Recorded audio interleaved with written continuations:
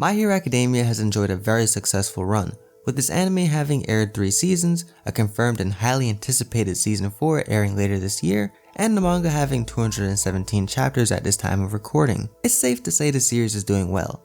From the beginning, we've been fed bits and pieces about a destined battle between One for All and All for One. There's surely a lot more to be revealed in the future, but given the information we've received, I thought it'd be worth it to start theorizing. What is All for One's goal? What is Shigaraki's role in it? How will this generational battle end? And why was it Deku that was thrown into this fight? To start, what we know about All for One himself is limited. We know that he rose during a time of chaos due to the early manifestation of quirks in society, and that today his tales of the past are merely rumors on the internet. However, from what All Might and the original possessor of One for All have confirmed, we know that he took advantage of the quirkless and the ones that were cursed with unwanted quirks. According to All Might, he either trusted those he granted quirks or it was to make them submit. All for One was also confirmed to have given his brother, who was thought to be quirkless, a quirk that stores power, unknowingly creating One for All. Because his brother did in fact possess a quirk, one that simply transfers itself.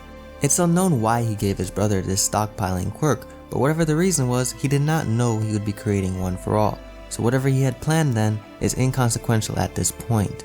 From these things, we know that he likes to take advantage of the desperate and weak, expecting loyalty in return. In fact, All for One's bond with Shigaraki Tomura, his pupil, was created by these very same stipulations.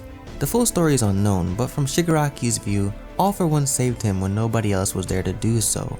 A situation likely staged by All for One, as he could have very well created the disaster that endangered Shigaraki, and I expect we'll eventually know the full story there. The odds of All for One coincidentally finding the previous One for All user Shimura Nana's grandson and deciding to mold him into a successor is unlikely. At this point, it's pretty clear that All for One intends to have Shigaraki succeed him, and not just as the next king of the underworld, which he's doing a great job of becoming by the way, but succeed him as the next user of All for One. And now if you're thinking that's ridiculous, remember that All for One has explicitly said Shigaraki would become the next him, and even that Best Genius quirk was not right for Shigaraki due to its large learning curve. Shigaraki's quirk, Decay, is cool, but let's be honest, compared to other key enemies so far, it's pretty lacking. A fight between him and Deku, the guy that will eventually have multiple quirks, would be kinda bland. Shigaraki may have been purposely given a quirk that lacks punch because it would eventually be replaced by All for One. With his history of using people, it's fair to think All for One might just be manipulating Shigaraki and will eventually throw him away after he served his purpose. But that's highly unlikely. All for One has thus far shown genuine care for Shigaraki, presumably meaning he isn't merely another body to be used. He is a project in work, and All for One is invested in his growth as a villain. Shigaraki has been given the opportunity to make mistakes and learn, and All for One has expressed both when alone or around others that he wants Shigaraki to grow. If Shigaraki was merely a body to somehow transfer to in the future, why would such a frail body be ideal? And why would All for One express to All Might that he intends to pass everything on? Before All Might destroyed his body years ago, his ideals were limitless. Today, however, there is a limit. Kinda funny that All Might, the man that had to succeed his quirk and was given one by Shimura Nana, had to ask why All for One needs a successor. Just like All Might, All for One's body is no longer able to carry out his desires, so he intends to pass them on to Shigaraki. Like the way in society we pass on wealth, houses, and even titles, in a superpowered society, if you had the power to pass on arguably the greatest quirk ever, wouldn't you? It's pretty safe to assume All for One can pass on his quirk. Not only is his power the ability to steal, combine, and give quirks, but as the story goes on, All for One and One for All look more and more similar. Even recently, Bakugo in the manga pointed out that Deku is just like All for One, in that they both possess multiple quirks. I am not suggesting that the quirks are the same, but they are similar, more similar than we initially thought. The origins of Deku and Shigaraki are also undeniably similar, starting with the fact that they were both approached at a low point in their life. Shigaraki seems to have been saved by All for One, and Deku was also saved at a time he was questioning if he should still chase his dreams of becoming a hero. Deku's requirement for inheriting One for All was to physically prepare his body for the strain of the quirk, whereas for Shigaraki it seems mentally maturing is the requirement. He had been in All for One's care for a very long time, but since All for One's capture, he has been showing a lot of growth and maturity. Shigaraki will have gone through more than Deku to inherit his power, and fair enough, All For One would be a fool to just hand this power that he's had for many generations out to just any man. An important thing to remember is that when All For One passes on quirks to others, their bodies often can't handle the strain, and many of them virtually become dolls without speech, like the Nomus.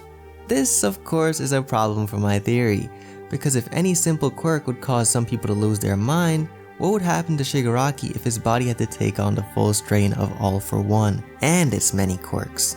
It's safe to assume he would also get all the quirks All For One has currently, since once again, when deciding not to take Best Genus quirk, All For One states that the Quirk Fiber Master wouldn't match well with Shigaraki. So then, there has to be an answer for how All For One would transfer this power without making Shigaraki brain dead. Well, let's reconsider our understanding of the Nomus. The Nomu may not just be weapons made to wreak havoc and destruction. I'd say they're more likely tests for transferring as much power as possible, with the end goal being able to transfer such power to Shigaraki. We've seen that the Nomu have become more and more human-like since the first encounter at USJ. The most recent one that was fought by Endeavor in the manga was a major improvement, and this one was sentient. As in, it was self-aware, able to perceive and feel things, unlike the brain-dead one from the past, as it clearly had a personality and ambitions. So clearly, progress is being made. If you were just making weapons for war, you wouldn't want them to have personalities, you would just want them to have as many quirks as possible and a good sense of fighting. But clearly, we're making them more human-like, which contradicts that. I imagine the Nomu experiments will eventually lead to Shigaraki being able to possess All For One, or simply many quirks from it. But, to be fair, All For One is in prison right now, more specifically the high security prison, Tartarus. So anything involving his quirk is on hold right now.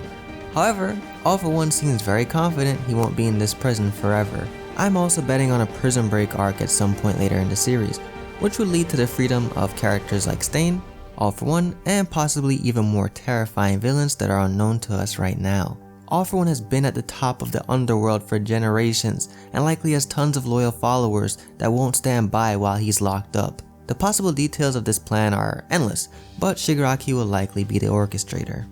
Once we get past the prison break, there is a wild card that I can't make this video without acknowledging. Thanks to the overhaul arc, we were blessed with a new possibility, Eri, and her quirk, Rewind. All For One stated that he acquired a healing quirk, but it was too late because his wounds had healed.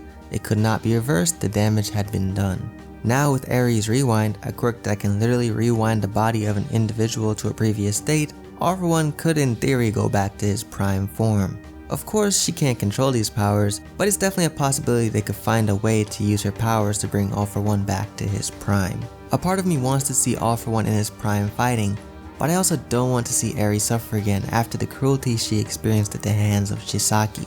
We know that the League knows about Eri, so it's definitely a possibility they could consider, though this is unlikely to succeed because the story has so far been built around Shigaraki and Deku. Bringing All For One back to his prime would ruin that dynamic and the current theme of passing the torch. But I had to mention this. Right now, Deku is looking like the chosen one. To be the possessor of One For All at the time of the complete quirk manifestation is a blessing. The fight between One For All and All For One will be a battle between two almost identical powers. All Might is a beast for beating All For One twice with just his godly strength. So on paper, Deku is kinda getting the fight on easy mode in comparison. While Deku having access to more quirks will surely be interesting to see in the future, it's interesting that the same power All Might won with twice is getting a buff. The idea that maybe it's getting stronger because All For One is going to be revealed to be stronger makes sense. But just the thought of that is insane, kinda scary, but I'd love to see it. The growth Shigaraki and Deku have experienced since the start of My Hero Academia is amazing, and I am equally looking forward to how both sides progress. Deku has already been passed the torch and has grown the flames to new heights. Shigaraki has not been passed the torch, but instead has matured as a strategist and is no longer playing childish games. The League isn't shown very often in the manga, but I expect they'll be back soon with a bang. Time will tell whether my theory is right or not, but for now we have a lot of story left to be told. I hope you enjoyed this video. Be sure to comment what you think about the theory, and if you have a different theory, share that as well. There's plenty more My Hero Academia content on the way, so be sure to stick around for it all. Thanks for watching. I'm Young Kami J. Have a great day. Bye bye.